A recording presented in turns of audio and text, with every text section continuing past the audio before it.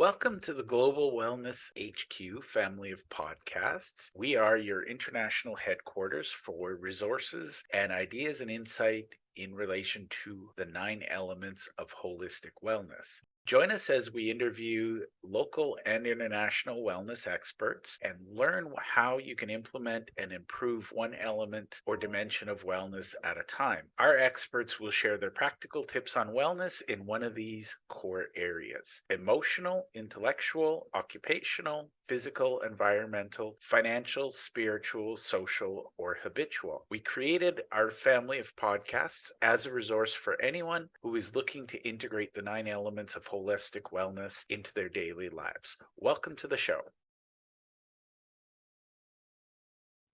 Welcome back to Cash Flow Club, the podcast. We are going to talk about managing borrowing today, and we've already covered this before where we match the debt type with the asset type or the purchase type. But the reality is, borrowing is complex and requires some decision making. And again, this is an area where your accountant or bookkeeper should be really able to help you. Borrowing is making sure you have credit when you need it, and generally speaking, before you need it.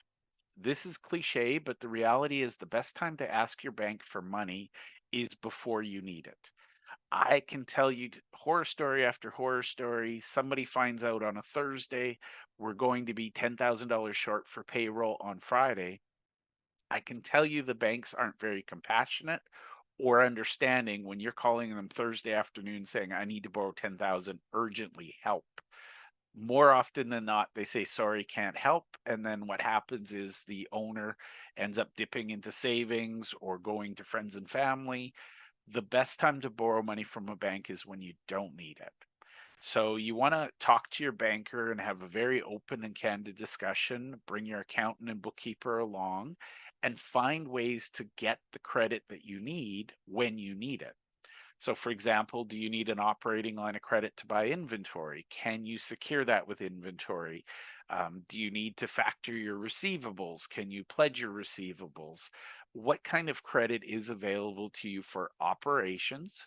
So again, that's usually a revolving term loan or a line of credit.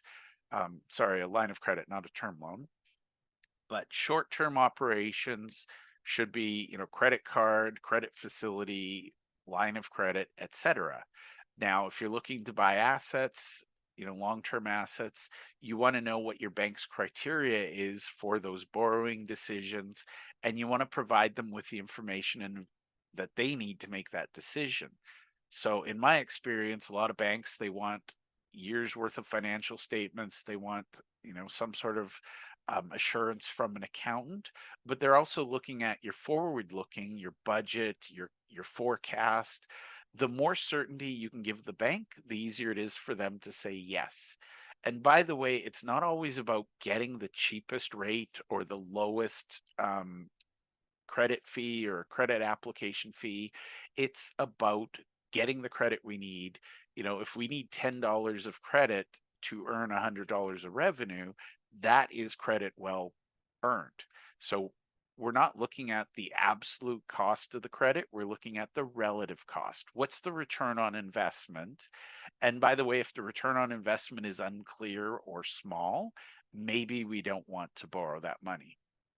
Maybe we need to revisit. And my favorite thing is, if in a pinch, if you can generate new revenue and not borrow, that's great. But you always need to know and have your eye on your future needs, your business expansion. Are you going to have to buy more trucks? Are you going to have to hire people, bring in inventory, buy a building? You need to be planning this out. Borrowing decisions should not be made, you realize you need it 9 o'clock on a Monday and 9:15 you're online taking whatever you get. Borrowing, like everything else in business, should be looked at out into the future within 90 days or more. Plan for borrowing, and it will overall reduce your interest costs, but most importantly, it reduces your risk and helps you sleep better at night. Thank you, and if you have any questions, just comment below. Thank you for taking the time to listen to our show. We hope that you enjoyed this episode, and we invite you to either click the link below or scan the QR code to register and listen to other episodes of our podcast. Or if you think your business or you would be a great guest to be on our show, we're always looking for experts in one of the 9 elements of holistic wellness. We'd love to have you. You can either click the link below or you can scan the QR code and complete our speaker intake form. Thank you, and to your wellness.